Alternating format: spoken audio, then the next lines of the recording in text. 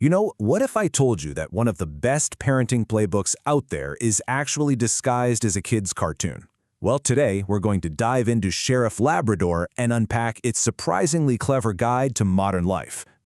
It all kicks off with a whisper, right? A secret. And this line, it's not just about a game. It's our way into a world where play is the best teaching tool there is.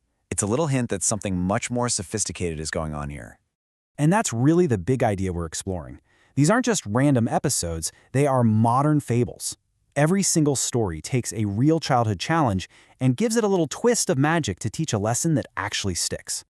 Okay, so how does this actually work in practice? First up, let's take a look at how the show treats creativity and imagination. Our first case study, The Secret Supermarket. The whole setup is just brilliantly simple. The kids find a secret tunnel, and what's at the end? A room that looks exactly like a supermarket, with a cashier, machines, the whole deal. I mean, it's basically an irresistible invitation to play. And of course, they jump right in. And here's where it gets really interesting. It's not just a magic room that appears fully stocked. No, it's a team effort. They find the space, sure, but then they have to clean it all up, they have to gather supplies, we're talking snacks, sausages, fruit from a farm nearby, and only then can they open for business. The show makes it clear that the whole creative process matters, from that first little spark of an idea all the way to the end. But this is the absolute game changer. When Sheriff Labrador, the adult, finds them, he doesn't shut them down. He doesn't say, hey, you can't be in here. He whispers, ooh, sounds fun. Let me help. He actually joins their world. He becomes a collaborator, not a roadblock. And that completely validates their imagination. Okay, so the show is great with imagination. But what about trickier, more abstract ideas, like conservation? How do you make a lesson like that unforgettable? Well, this is where things get brilliantly strange with the magic water tap. This is a classic problem for parents, right? We've all said it a million times. Don't waste water. But it's such an abstract idea for a kid, the thought that a resource could just run out. So how do you make that feel real? Well, the show just throws the standard lecture right out the window. On one side, you've got the typical warning from a parent, which, let's be honest, usually goes in one ear and out the other. But on the other side, you've got the cartoons approach. Forget the lecture. Let's see some magical consequences. The tap doesn't just run dry. Oh no, it starts spitting out a whole lot more than just water. And you can just see how it escalates. At first, it's a dream come true. A never-ending stream of candy from the tap. Awesome. But then, things get chaotic. The room starts filling up with sticky bubbles, the floor is a slippery mess, and finally, this thick slime comes out that literally traps them. The fun spirals out of control really, really fast. The consequences here are all physical, things you can feel. The kids are covered in candy, they're sticky, and now they're stuck. And in the middle of all this gooey chaos, they have this big realization. They're thirsty, and there's no water.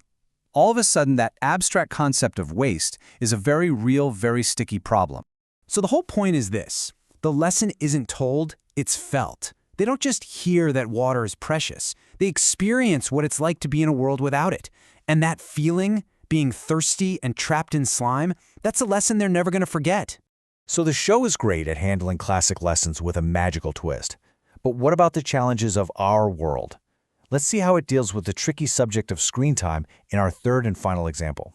The episode kicks off with a number, 15 minutes. It's not some vague, you can play for a little while. It's a concrete limit. That boundary is set clearly and kindly right from the very beginning. It's firm, but it's fair. And what's so brilliant here is the framing. The phone isn't treated like the bad guy or some mindless distraction. It's shown as a tool for connecting with family, and more than that, a tool for really creative and hilarious play using filters and different backgrounds. And the digital play is just so imaginative. The kids can instantly transport themselves to a candy castle or a desert or a garden. There's even a shark that playfully chases one of them around. The point is, they aren't just passively watching something. They're actively creating these silly, fun worlds together. And then we get to the moment every parent dreams of. When the 15 minutes are up, the adult just says, "Dudo, time's up." And the response? No argument, no begging for 5 more minutes, just a simple, okay. The show models exactly what you'd want to see, respecting limits without a fuss. Okay, so we've looked at how the show handles some very different challenges. Now, let's zoom out and actually deconstruct the formula. What's the underlying pattern here that makes it all so effective? This table really lays it all out pretty clearly. Every story starts with a real-world challenge, like unstructured time, or an abstract rule, or using digital tools. Then you get that fantastical twist, a secret room, a magic tap, silly filters. And that twist leads directly to a clear, actionable takeaway. It's a consistent, repeatable formula, and it is incredibly powerful. So what do we call this? Really, the best term for it is a modern fable. It's using the old structure of a classic fable, but it's injecting it with a little bit of magical realism to tackle the specific challenges of growing up today. It's storytelling that's perfectly designed for a new generation. And that's really what makes this show so great. The stories seem simple, the animation is bright and fun, but the lessons are actually pretty profound. This isn't just entertainment, it's a practical and really effective playbook for helping kids navigate the modern world. Which kind of leaves us with one last big thought to chew on. In a world that is just flooded with digital content, are cartoons like Sheriff Labrador becoming the new Aesop's Fables? Are these fantastical animated stories the best way to pass on wisdom to a generation that learns so much through a screen?